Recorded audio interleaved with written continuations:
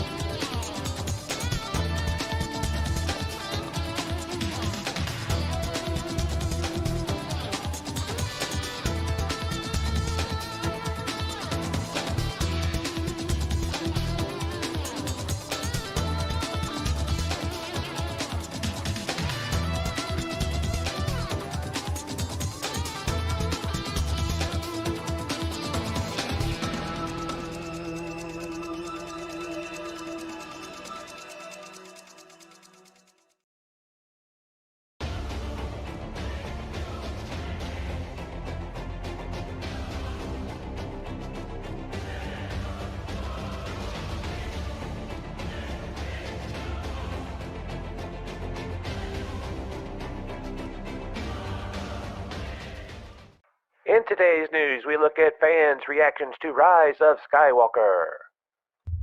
I can't believe this is a Star Wars movie. The movie was terrible, bub. I haven't been this upset since Mr. Miyagi died. That's it, Mary Sue. I'm sick of this.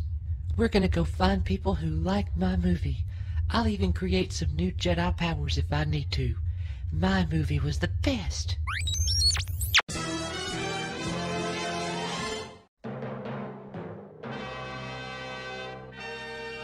Me, Grimlock, say I'm strongest. Me, Grimlock, should lead all Autobots, not Optimus. Hello, Dinobots. My name is Rey Skywalker. Have you seen my new movie?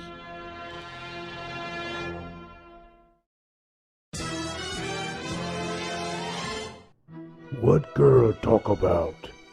You've never seen or heard of Star Wars? I am the leader. I thought I recognized you. You are strong like me, Grimlock thinks. We will go see movie. Great! I'll meet you there tonight at 7.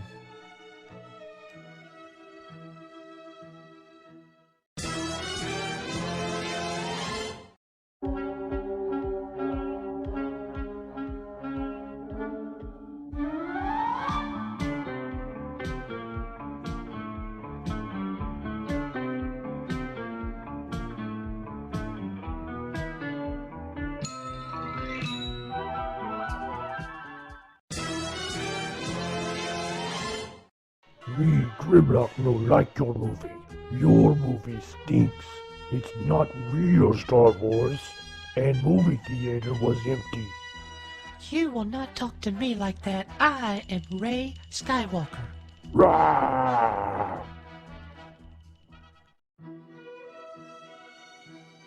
We won't stop, Mary Sue. We will find someone who likes my movie.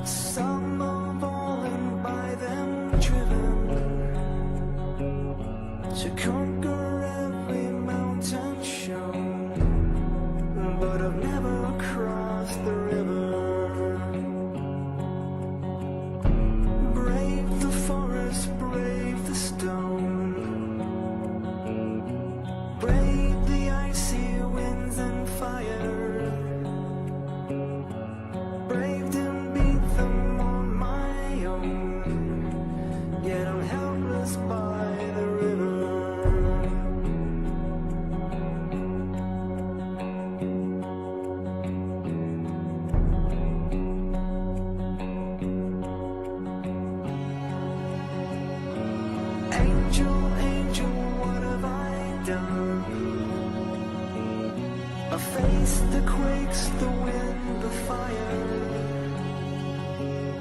I've conquered country, crown and throne. Why can't I cross this river?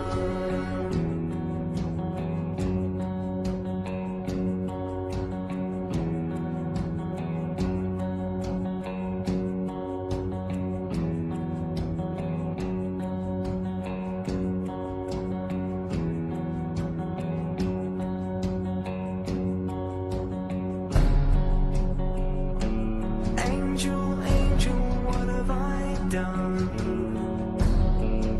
A face that quakes, the wind, the fire. I've conquered country, crown and throne. Why can't I cross this river? Pay no mind to the battles you've won. It will take a lot more than rage and muscle. Open your heart and hands, my son, or you'll never make it over the river. It'll take a lot more than words and guns, a whole lot more than riches and muscle. The hands of the many must join as one, and together we'll cross the river. It'll take a lot more than words and guns, a whole lot more than riches and muscle. The hands of the many must join as one, and together we'll cross the river. Nature, nature, heaven. It'll take a lot more than words and guns, a whole lot more than riches and muscle. Conquer every mountain. The hands of the many must join as one, and together we'll cross the river. Brave the forest, it'll take a lot more than words and guns. Brave the icy winds, a whole lot more than riches and muscle. Brave can be the hands of the many must join as one, and together we'll cross the river.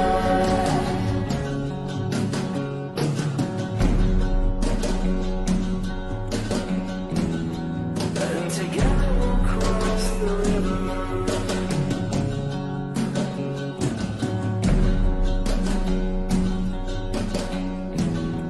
And together we'll cross the river.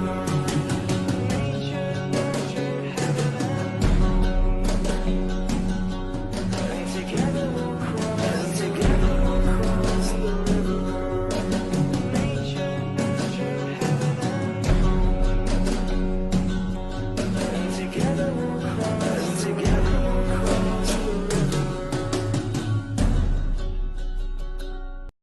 On January 18th, we will have the world premiere of our Star Wars A Sequel Trilogy documentary and our online Black Tie monetization party. Recently, our channel was approved for monetization. This is an amazing achievement and reward for many hours of work. More importantly, you, our loyal fans and subscribers, took time out of your busy lives to watch our many videos. We love Star Wars, and we know so many of you do as well. To this end, we are launching our 2020 Super Chat program. Nick and I don't have to rely on Super Chats, as we are both professionally and fully employed. Therefore, our Super Chat program will focus on three things: charity, content, and community. YouTube keeps 30% from every Super Chat dollar, leaving creators with only 70%.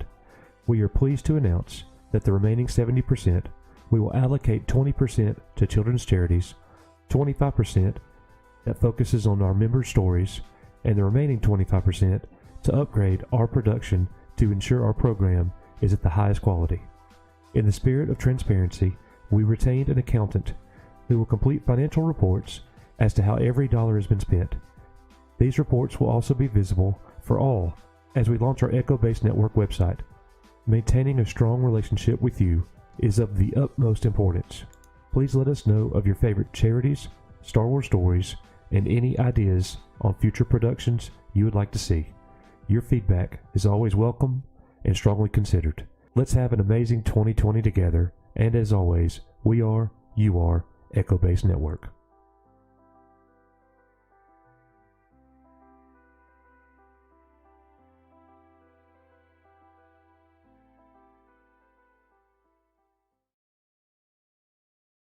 I haven't lost anything, but I have. Watching the news is something that I, for the most part, stay away from. I tend to stay in my own lane. Star Wars, Star Trek, Transformers, Game of Thrones, toys, games, etc. This week hasn't been the case. As a kid and teenager, I always had a fascination with the things that you know about, but I also had a fascination with basketball. Watching Michael Jordan, Larry Bird, and Magic Johnson play the game was very high on my list of priorities as a youngster. It was something that I loved doing with my father and brother. Then I started watching highlight tapes. Then I started collecting basketball cards. I started playing basketball every day in my front yard. I got pretty good. As a middle schooler, I was winning summer camp Most Valuable Camper awards and was seen by many as one of the better young talents in our area. In 1997, there was a rookie in the NBA that was my age. I wondered how good this guy really is. How much better was he than me? Well, to answer that question today is extremely comical. Kobe Bryant is arguably one of the top 5 basketball players to ever play the game. Here's something that you won't get from any other channel talking about Kobe. We see his highlights. We see his game winners, dunks, incredible passes, etc. We hear of his dedication, how hard he worked to improve his craft. What made Kobe Bryant one of the greatest players of all time was how he molded his game after that of Michael Jordan. Jordan and Bryant had the best middle game of anyone to ever play. Nobody has that anymore. Nobody. If you're unsure of what middle game is, here it goes. There are 3 types of offensive games that players can have in basketball. An outside game, mostly consisting of 3-pointers, a game going to the basket and finishing at the rim, and then there is the lost art of the middle game. Pull-up jump shots 12 to 20 feet away from the basket. Nobody has ever come close to Jordan and Bryant. That's what sets them apart from all other players.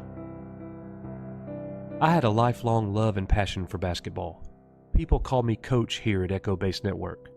There is no irony in that. I just finished coaching up my 20th basketball season for my school. I've been called coach by many. And from that perspective, I've always enjoyed Kobe Bryant.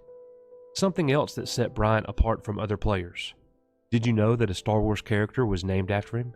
The Kobe Bryant-inspired Star Wars character is a droid named K2B4, a reference to both Bryant's initials and his number 24 Los Angeles Lakers jersey, which he began wearing during the 2006 NBA season after changing his old number. I was moved when I read Mark Hamill's tweet about Kobe after his death. Kobe won the Best Animated Short Academy Award for writing and narrating Dear Basketball. It was his heartfelt love letter to the game that made him a legend and a superstar. It was an honor to present him his much-deserved Oscar. Hashtag Gone Too Soon. Hashtag RIP Gianna Bryant. With the conclusion of our sequel trilogy documentary here at Echo Base Network, and things slowing down a bit for me here, the loss of Kobe Bryant has hit me hard. I feel terrible as I think about his wife and 3 daughters. I feel even worse knowing that the Bryants lost their 13-year-old daughter. In short, this old basketball coach here and member of our Echo Base Network will decide to honor Kobe and make sure that I'm loving the people who I should, the way that I should. I'm going to be a little nicer to my own daughters and spend a little more time with Mrs. Coach and just be a better person all around. I would sincerely like to thank Kobe for making me realize this and leading me to act on it. You will always be with us, Kobe.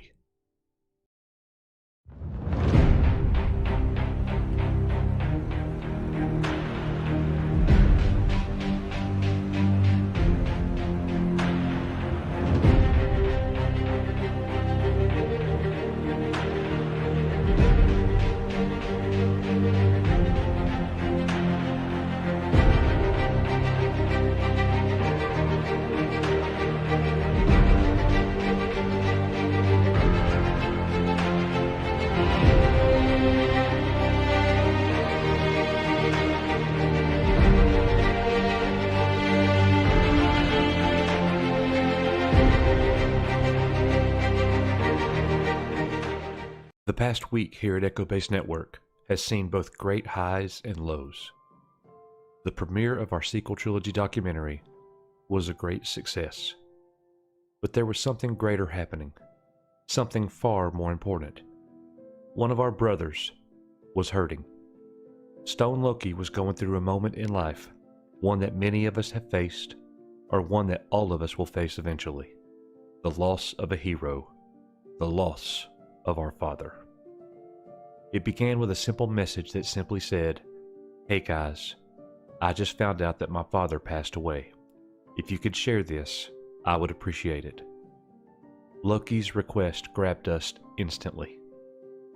This Saturday's Why We Love Star Wars is about a father and a son. There is no greater bond than the one between a father and a son. Strong, unyielding, and everlasting. We have the honor and privilege of hearing directly from Stone Loki as he tells us his story, why he and his father love Star Wars. You know, when I was growing up, we didn't always get along. You know, as I became a teenager, we would fight and we would say things, and I'm sure it happens a lot, you know, to a lot of people, but we always had Star Wars.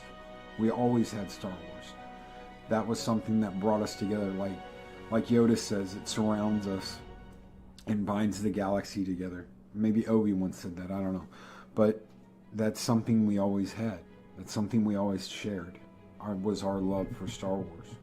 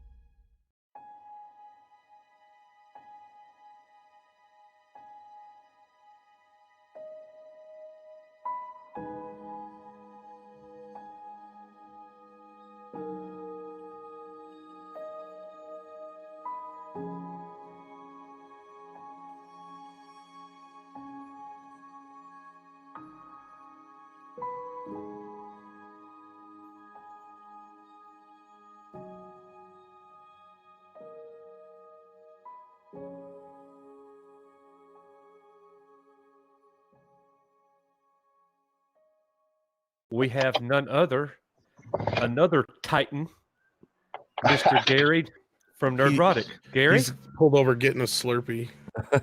Yeah. Can you guys hear me at all? Yes, No, I I can hear your Sound beard. like grated cheese, but we got you. All I hear Okay, is yeah. beard. It's my beard. That's right. Yeah, I'm in the Grapevine in driving down the butt crack of California right now on the way to go see Mom Roddick and go visit the Orville. Oh, nice. Lucky. Yeah. Yeah. Congratulations, guys.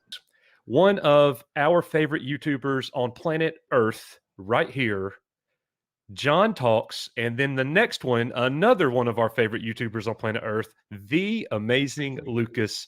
Holy moly, look who is the Echo Base Network. How are you guys doing? Yum. Can You're you guys hear? muted, Can you hear me? Yeah, I can yeah, hear- yep. All right, sweet. Yeah, how you guys doing tonight? That's all I care about. Forget about John Talks. I Hey, actually watched John Talks. That's the funny part. I went on. I donated on your super chat, I believe. One You time. did. I still got to get you back on that one. Me. There it is. There you go. Ooh, now it's a party. Wow. Yeah. Then you can hear me. Is that all good? yep, sir. yep. Yeah. All right. Good. I'm just checking in. There we go. That's better. Now we're Nice. not. Well, you just mentioned bring in or bring characters together, and look who we just had pop in. Not just the narrator, much bigger than that. Everybody's overlord.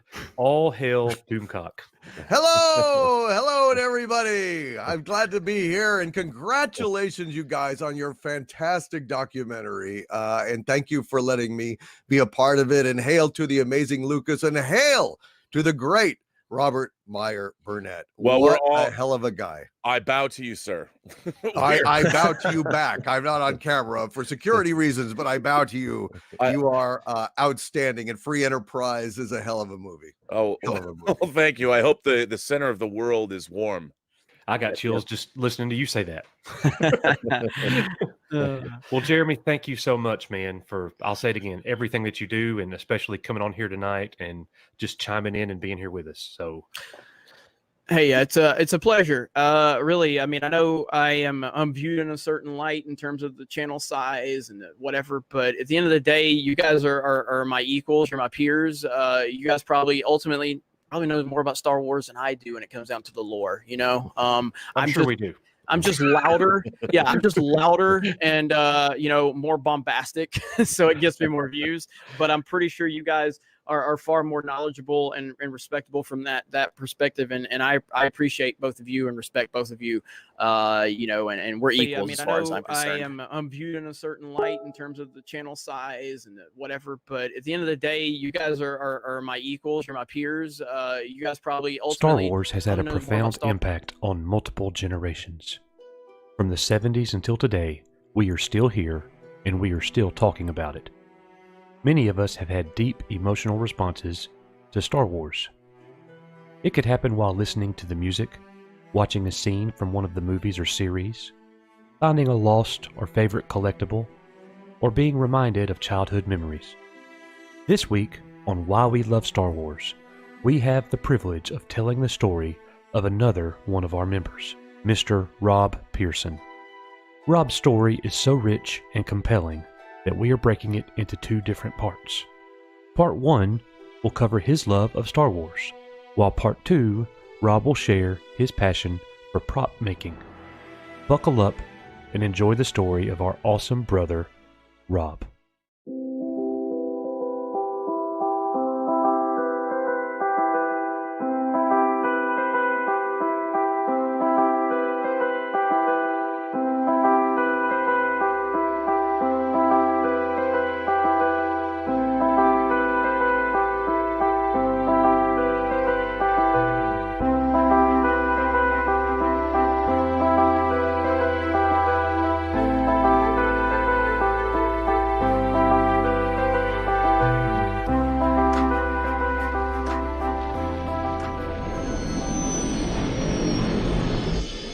As a child of the 70s, I was always going to fall in love with Star Wars. The characters, the story, the locations, and of course, The vehicles. Although it grabbed me instantly, I had no idea at the time just how important it would become. Not only for my childhood, but for the rest of my life. It was a few years after seeing Star Wars for the first time that my life was to change forever. Being 6 years old, I didn't really notice what was going on around me until one day my mom told me that my dad and her were splitting up and he wouldn't be living with us anymore. I was crushed, and all of the cliches went through my head. Was it something I had done? Could I get him to come back? Why? Not knowing who or what to turn to for comfort, I retreated into myself, not talking to people and friends unless I had to. Only one thing seemed to help: watching and playing with my Star Wars toys. Seeing them as a family that would never split apart seemed to assure me that at least one part of my life would remain the same and remain stable. Sure, they had their moments, but we all knew it would be good in the end. After all, even Darth Vader had his redemption at the climax of Return of the Jedi. It helped me to grow in confidence and regain myself and become more confident and expressive. One memory that always makes me smile from this time was for a birthday party when I got the Millennium Falcon. My mom stayed up half the night applying the decals so it would be ready for me to play with in the morning. What a machine. But what a weird noise it made. Was that a klaxon, guns, or what? Anyway, I loved it, and I still own it to this day. Star Wars taught me life lessons that would stay with me to adulthood. Hope being one of the most important, and again at the time, I had no idea just how important hope would become. I am incredibly lucky to have married one of my school friends, and she loves Star Wars and all sci-fi as much as I do. She'll even dress up as Princess Leia and go with me to Comic Cons, and she looks amazing in her A New Hope costume, recording her message for R2-D2. But before our con year started, we had 3 wonderful and amazing boys. When our eldest was 18 months old, we started to notice his speech was regressing, and he was becoming less engaged with people around him. He was nearly 3 years old before we finally got confirmation that he was autistic. His speech had all but disappeared, and he would not look at us or engage with us at all.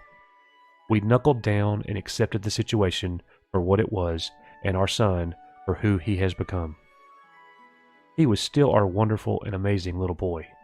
He didn't seem to take to anything until one day I bought a PlayStation 2, and after watching me play for a few hours, he pretty much took the controller from me and he was off. It was no longer my PS2. He would not let me play with him, but it was incredible watching him so transfixed with the games. I had to find something we could bond over, and then it came. Lego Star Wars for the PS2. It instantly became his favorite game, and with some puzzles being more difficult than others, he actually let me play with him, until I solved the puzzle obviously, then it was his go again. But we were playing, together. I bought some Star Wars Legos, and again, we played together. He had finally let me into his world, and Star Wars was the reason. My middle son at this point had the same progression and regression with speech and eye contact, and yes, he was also diagnosed with autism. Although Star Wars hasn't gripped him the same way as it has my oldest son, the hope I had learned from Star Wars kept me going to find something to connect with him over, and for him, it is swimming. He is like a fish and would spend all day in the pool if he could. We laugh and play together until we prune, and then stay a little longer because it's fun. My youngest, well, you guessed it, was diagnosed with autism at a later stage. He was about 7. Because he is completely verbal and will talk at length about his favorite subject, it took us years to get him diagnosed. His actual diagnosis is Asperger's syndrome, and at 10 years old it was like talking to a college professor, as he would correct your grammar and facts if he believed you were incorrect.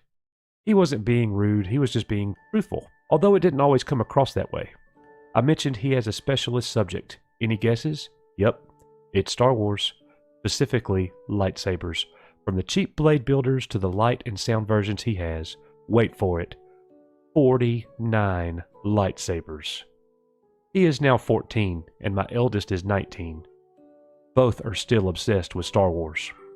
Lego Star Wars and all versions of Battlefront on all platforms are my eldest favorites, and my youngest plays Jedi Academy most of the time if he isn't in the garden practicing his saber skills. From a very young age, Star Wars has been a most important part of my life, and I'm blessed with a family that feels the same way.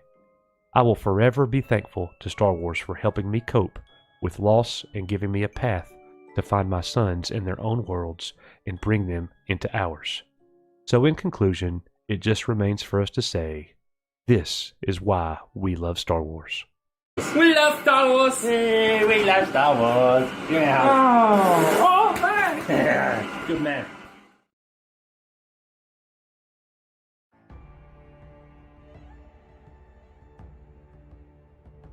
As we continue to tell Rob Pearson's story, we move into part 2.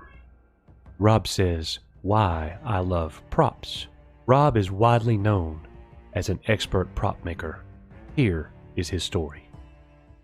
As long as I can remember, I've been building things, be it with Lego, Meccano, or just cardboard boxes and paints. The first prop I made was a Thundercat Sword of Omens, made from a bed slat which no one knew I had taken out because, well, there were plenty there, right?